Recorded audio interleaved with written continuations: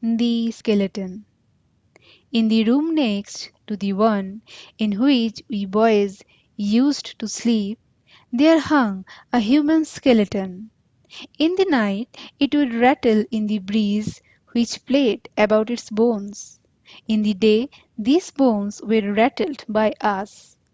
We were taking lessons in osteology from a student in the Campbell Medical School. For our guardians were determined to make us masters of all the sciences. How far they succeeded we need not tell those who know us, and it is better hidden from those who don't. Many years have passed since then. In the meantime, the skeleton has vanished from the room, and the science of osteology from our brains, leaving no trace behind. The other day our house was crowded with guests, and I had to pass the night in the same old room.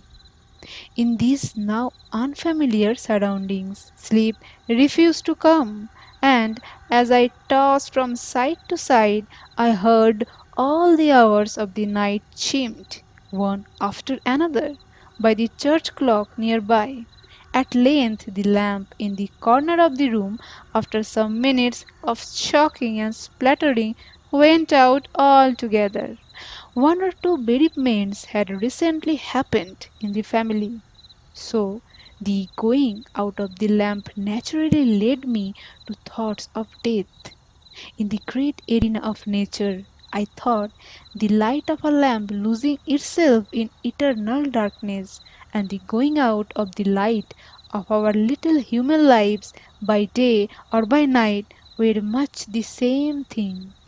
My train of thought recalled to my mind the skeleton, while I was trying to imagine what the body which had clothed it could have been like.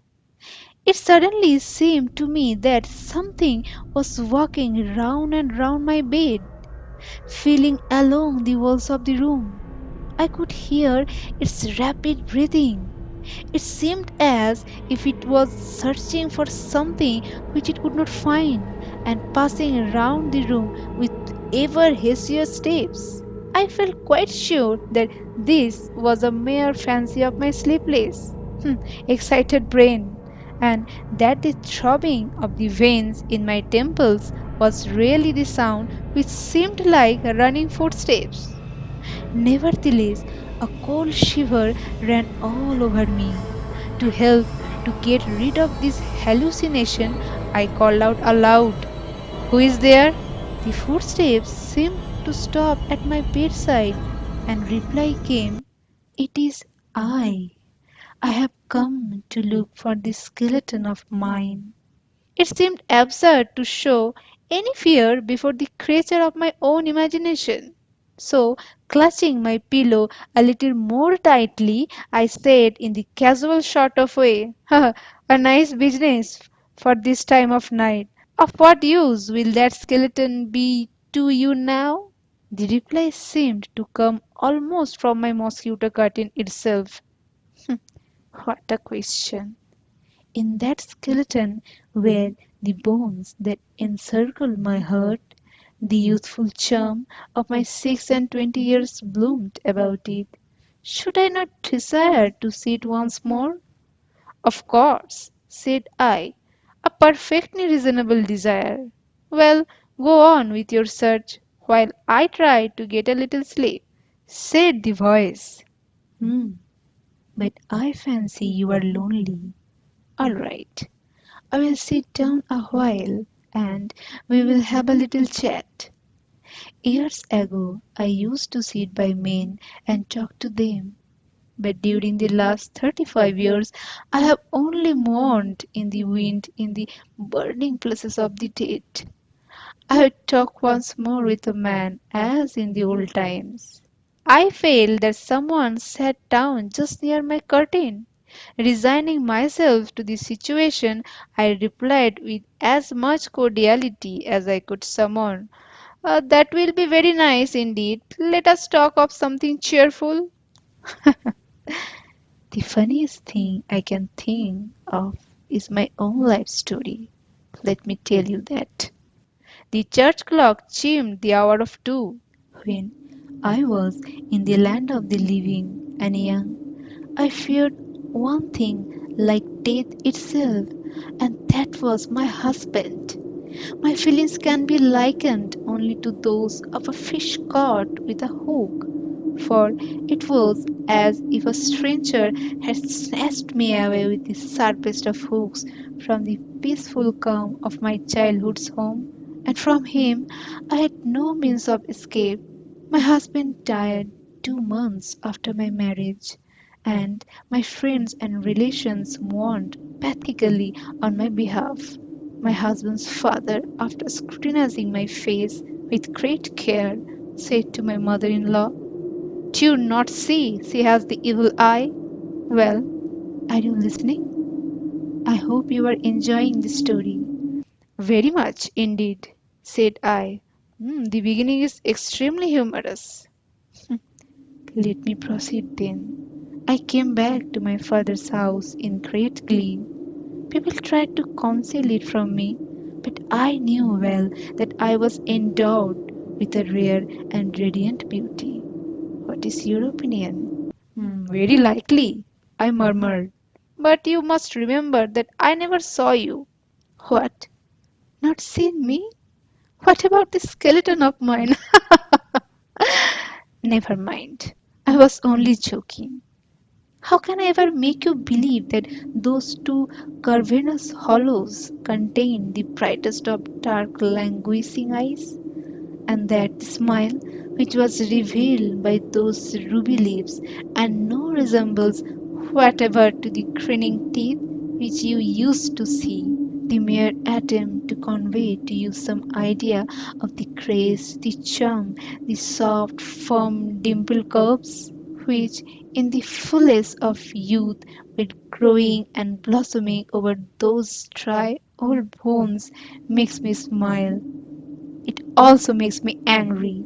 The most eminent doctors of my time could not have dreamed of the bones of that body of mine as a materials for teaching osteology. Do you know, one young doctor that I knew of actually compared me to a golden champak blossom? It meant that to him the rest of humankind was fit only to illustrate the science of physiology, that I was a flower of beauty. Does anyone think of the skeleton of a champak flower? When I walked, I felt that, like a diamond, scattering splendor. My every movement set waves of beauty radiating on every side.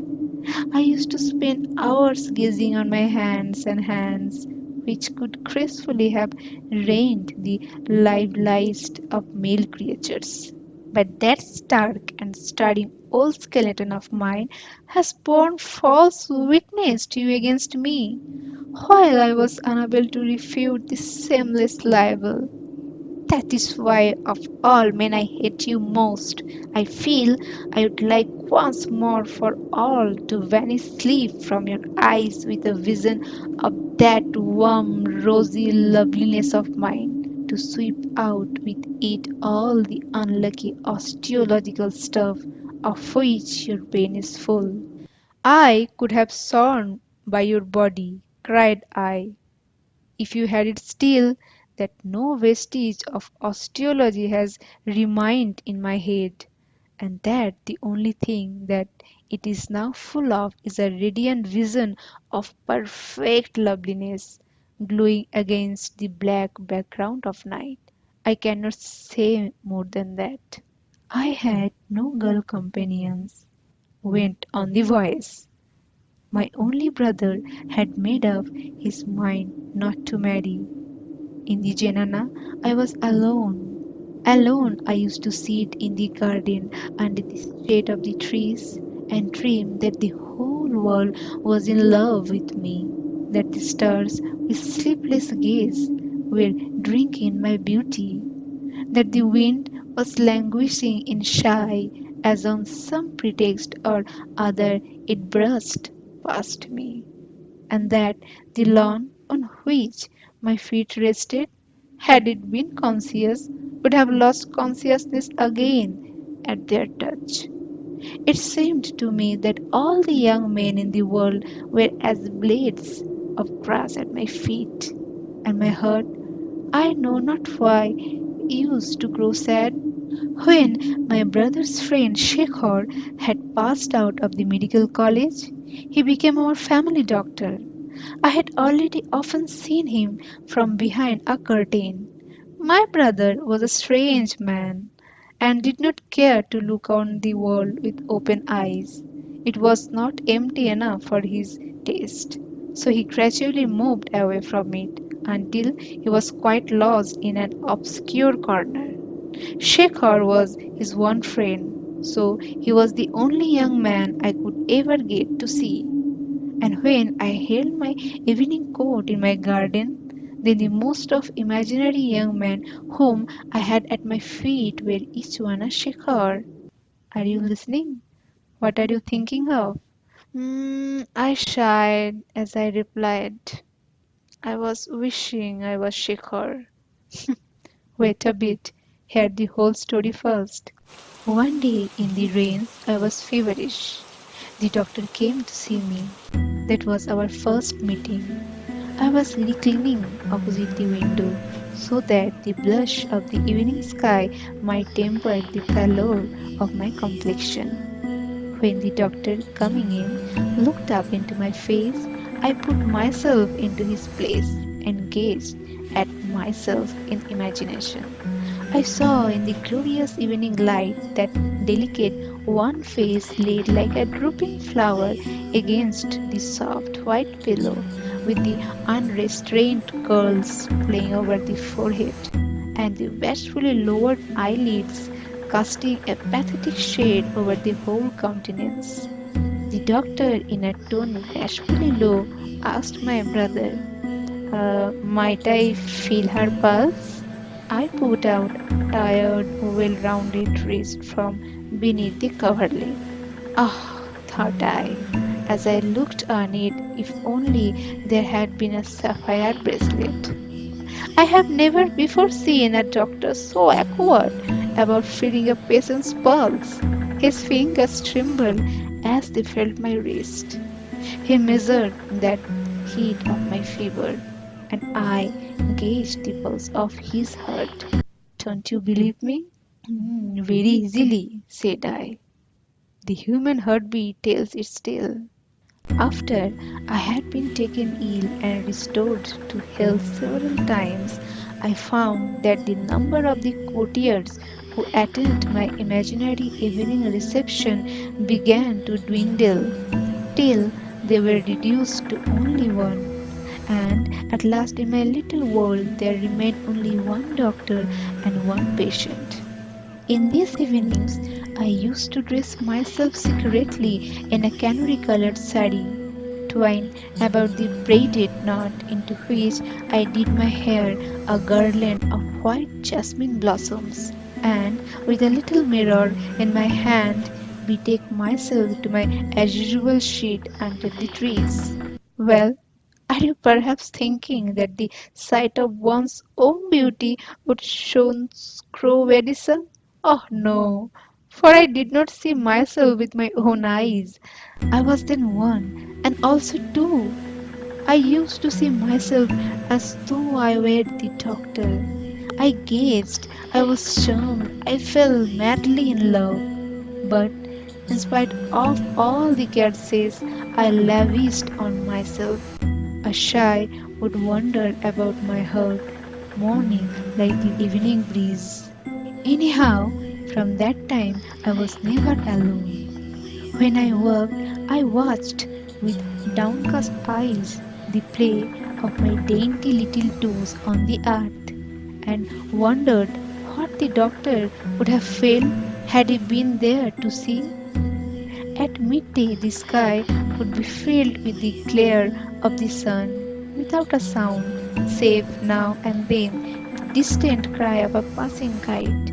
Outside our garden walls, the hawker would pass with his musical cry of "Bangles for sale, crystal bangles!"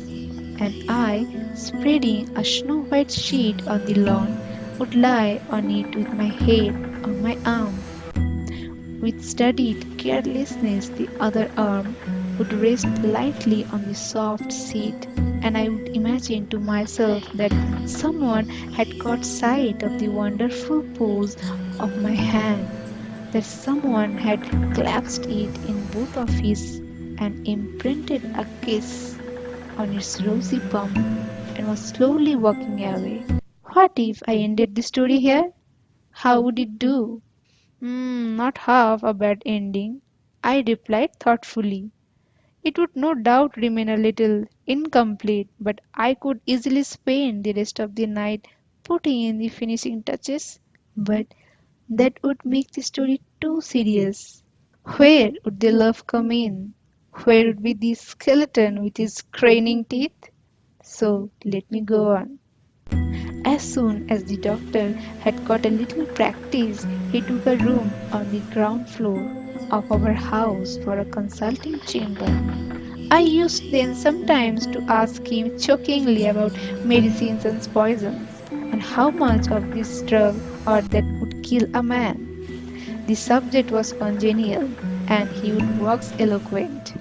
These talks familiarized me with the idea of death, and so love and death were the only two things that filled my little world. My story is now nearly ended. There is not much left. Not much of the night is left either, I muttered. After a time, I noticed that the doctor had grown strangely absent minded, and it seemed as if he were ashamed of something which he was trying to keep from me. One day he came in somewhat smartly dressed and borrowed my brother's carriage for the evening. My curiosity became too much for me, and I went up to my brother for information. After some talk beside the point, I at last asked him, "By the way, Dada, where is the doctor going this evening in your carriage?" My brother briefly replied, "To his death." "Oh, do tell me, I requested. Where is he really going?" "To be married," he said, a little more explicitly. "Oh, indeed?" said I, as I laughed long and loudly. I gradually learned that the bride was an heiress who would bring the doctor a large sum of money. But why did he insult me by hiding all this from me? Had I ever begged and prayed him not to marry because it would break my heart? Men are not to be trusted. I have known only one man in all my life, and in a moment I made this discovery. When the doctor came in after his work and was ready to start, I said to him, replying with laughter the while, "Well, doctor, so you are to be married tonight." My joy not only made the doctor lose countenance, it thoroughly irritated him. "How is it?" I went on, "that there is no illumination, no band of music?" With a sigh, he replied, "Is marriage then such a joyful occasion?" I burst out into renewed laughter. "No, no," said I. "This will never do. Who ever heard of a wedding without lights and music?" I bothered my brother about it so much that he at once ordered all the trappings of a gay wedding. All the time I kept on gaily talking of the bride, of what would happen, of what I would do when the bride came home. "And doctor," I asked, "will you still go on feeling pulses, huh?" Though the inner workings of people's, especially men's, minds are not visible, still I can take my oath that these words were piercing the doctor's bosom like deadly darts. The marriage was to be celebrated late at night.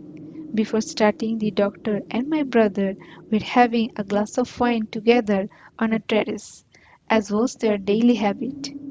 The moon had just risen. I went up smiling and said, "Have you forgotten your wedding, doctor? It is time to start." I must here tell you one little thing. I had meanwhile gone down to the dispensary and got a little powder, which at a convenient opportunity I had dropped unobserved into the doctor's glass.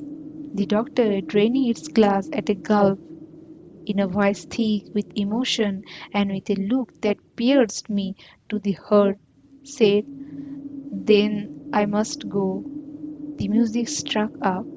I went into my room and dressed myself in my bridal robes of silk and gold. I took out my jewelry and ornaments from the safe and put them all on. I put the red mark of wifehood on the parting in my hair, and then under the tree in the garden I prepared my bed. It was a beautiful night. The gentle south wind was kissing away the weariness of the world. The scent of jasmine and bella filled the garden with rejoicing. When the sound of the music began to grow fainter and fainter, the light of the moon to get dimmer and dimmer, the world with its lifelong associations of home and kin to fade away from my perceptions like some illusion. Then I closed my eyes and smiled. I fancied that when people came and found me, they would see that smile of mine lasting on my lips like a trace of rose colored wine. That when I thus slowly entered the eternal bridal chamber, I should carry with me the smile, illuminating my face. But alas for the bridal chamber! Alas for the bridal robes of silk and gold! When I woke at the sound of a rattling within me, I found three boys learning osteology from my skeleton, where in my bosom my joys and griefs used to throb, and the petals of youth to open one by one. There, the master with his pointer was busy naming my bones. And as to that last smile which I had so carefully rehearsed, did you see any sign of that? Well, well, how did you like this story? It has been delightful, said I. At this point, the first crow began to caw. Are you there? I asked. There was no reply. The morning light entered the room.